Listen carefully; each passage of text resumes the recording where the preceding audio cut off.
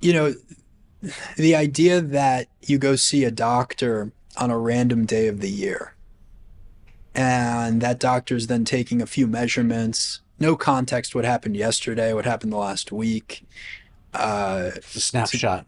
yeah, it'd be like rating a movie based on one frame of the movie. Yeah, yeah, Like that's how incomprehensible it is to me, yeah. the way our healthcare system's set up. Yeah, I know where you're going with this. Yeah.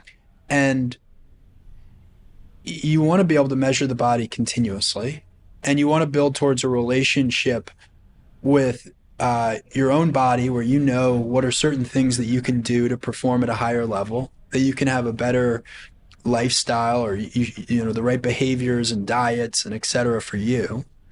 And then you also want to, I think, have a relationship with the healthcare system where you don't go see a doctor on a random day of the year. You go see a doctor 30 minutes before something's about to happen. And if we can shift in this country all these curative costs to being preventative costs, we can start to reinvent the way the healthcare system looks. So that gets me very excited.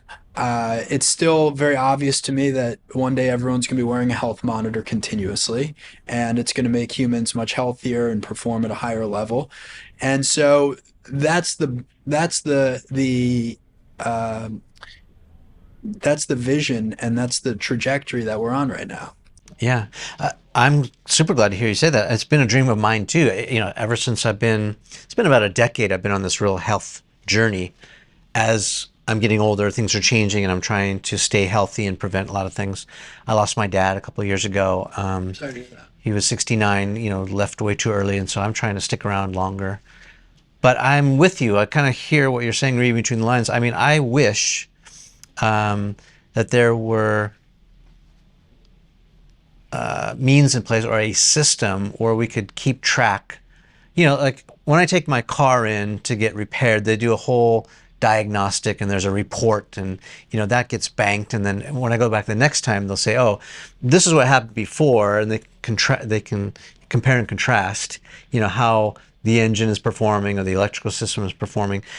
Why can't we have that for our body, right? We take blood panel tests, we have all this data, but why can't we have, like, hey, whatever age you are now, 6 months from now or a month from now or 12 months from now or 3 years into the future, I want to be able to track all of these important metrics. Could be my heart rate, be my blood pressure, could be my, cortisol levels, whatever it is. I'd love to have that in a database in place where the doctor could then look at historicals up and back and say, oh, I see a pattern here, based on my medical training.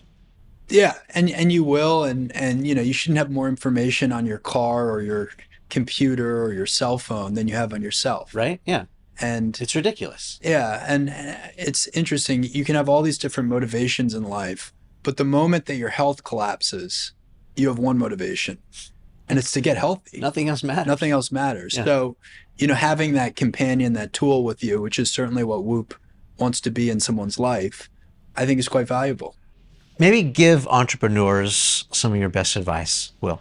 Well, I became an entrepreneur before I really knew what an entrepreneur was. And if you're listening to this, it's almost impossible for you to have less experience than I did when I started Whoop. And so there's this mistake that you can make in trying to become an entrepreneur or even at the starting gates of being an entrepreneur. And I made this mistake, which is you compare yourself to really successful entrepreneurs and you say, oh, I'm having trouble hiring this person. I bet Steve Jobs never had trouble hiring that person, Right. and you sort of compare yourself to some superstar. And the reality is, I don't think that fill in the blank successful entrepreneur CEO actually knew all that much more than you did the moment they started. But the thing that they did really well, which is the thing that you're going to need to do really well, is grow and adapt and grow and adapt. And so being very focused on how you can keep getting a little bit better in the role and being introspective about what that requires and really looking at your strengths and weaknesses and trying to adapt over time. I think that's a very, excuse me, I think that's a very important piece to being an entrepreneur. Yeah. It's true. We don't see all the little intricacies, all the little mental battles, the panic attacks, the pressure from investors, the imposter syndrome, the self doubt. You know, it's hard.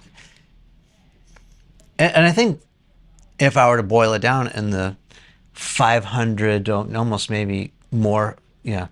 If I were to boil it down to the 500 plus interviews talking to some of the smartest people on the planet to date, that's the common thread is not giving up.